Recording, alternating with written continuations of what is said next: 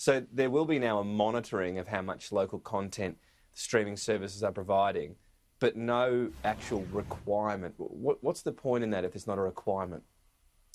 Well, good to be with you, Tom. And yes, $53 million, in fact, we've announced for additional Australian content. And we've also made a number of changes to aspects of the Australian content regime. Now, when it comes to the streamers, what we've said is this is something we're very much going to keep under consideration. As a first step, we're going to ask them to report to government on the Australian content, the Australian programming that they are acquiring. But we're very much keeping open the option of going further than that. But at this stage, the package we've announced, $53 million, that's $30 million to Screen Australia from 1 July 2021 for children's content, for drama and for documentaries, and $20 million to the Australian Children's Television Foundation, again to boost children's content. And at the same time, what we're doing is reintroducing a streamlined version of what are called the sub-quotas, the Australian content requirements on free-to-air television, and of course maintaining the overall 55% Australian content requirement on free-to-air television. All right, so when you talk about the possibility for streaming services down the track, what's that going to rest on? What amount of local content should they be doing, do you think? Well, we certainly think that the major streaming services have millions of subscriptions in Australia. Netflix has more than 5 million. They've come from virtually zero over the past few years, and they're now a very major part of the landscape here. Disney Plus has expanded very quickly. And so we think as a principle that if you're earning revenue in Australia, then there should be Australian content that you're commissioning and showing, not just to Australian viewers, but globally.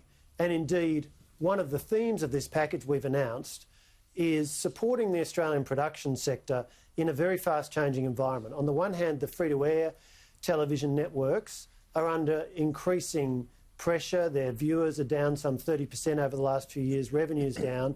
And we need to recognise that if we've got a production ecosystem that's built on the free-to-air commercial television stations, it's important that they're sustainable. On the other hand, there's great growth in streamers. And so what we've sought to do is support the production sector, as I say, some $50 million in funding, plus importantly, $3 million for script development, because Australian scripts, Australian programs sometimes have rather underdeveloped scripts by global standards. In the points scheme, the modified points scheme that we've got for the free-to-air broadcasters, there's more points per hour for higher production value programs, higher budget programs. And the idea there is that content which meets the regulatory requirement for the Australian free-to-air broadcaster is also content that could be sold to a streaming platform because it meets global production values. Yeah, so it's got to be better, and that makes sense. Yeah, but just on the streaming element, what would be a fair amount? I mean, 5% local production? Look, I think it's too early to quote a specific number, but the principle certainly I think is important, and that's why we're going to go to asking them to report, because we want to monitor exactly what it is that they're commissioning in terms of Australian content. And, of course, we'll very much reserve the right to legislate should we consider that that's necessary. We'll see if it is. I want to ask you about the NBN as well. The Coalition essentially put a lot of faith in copper and pay TV technology when it redesigned the NBN. Changing tack on that before the rollout's even finished, I mean, that has to show the bet, if you like, on that technology hasn't paid off to the extent the Coalition thought it would. On the contrary, what we've done is very consistent with the plan we established in 2013. Our plan was to get the rollout happening as quickly as possible because under Labor it had been glacially slow, only 51,000 premises connected by the time we came to government in 2013. One key reason, to use fibre to the premises for every home is not only very expensive, more than twice as expensive as fibre to the node, it's very slow.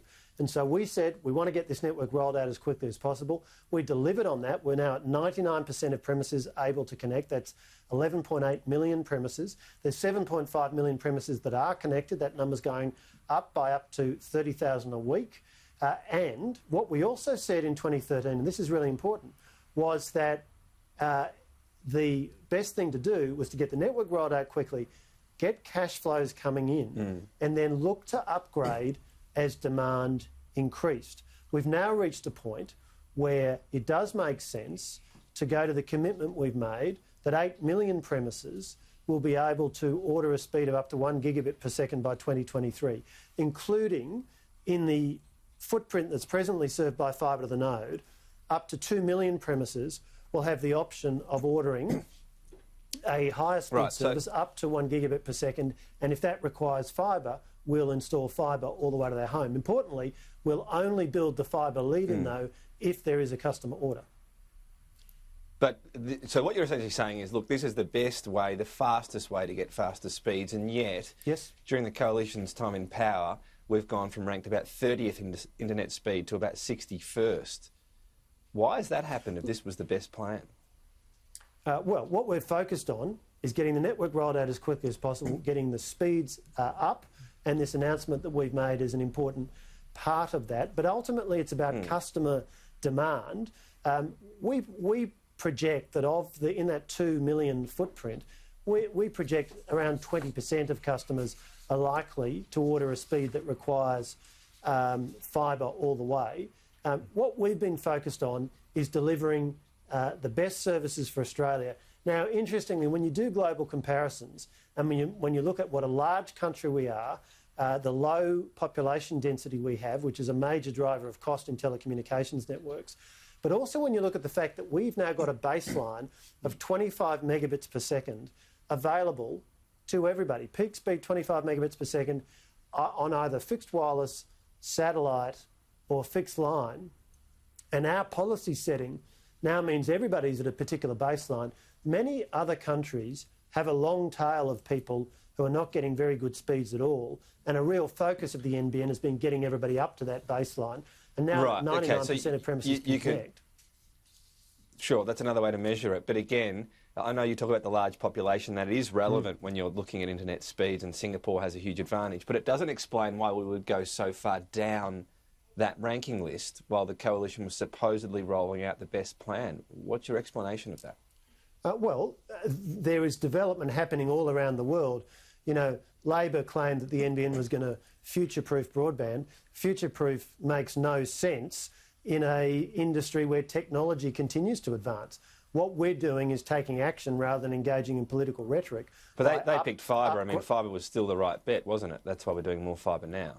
They went wrong to pick fibre. Fibre in 2013 was not the right bet because it was fibre to the premises to every home was not the right bet because it was too slow to get the network rolled out as quickly as possible, and because it was very, very expensive. Labor's plan would have cost at least $30 billion more of taxpayers' money.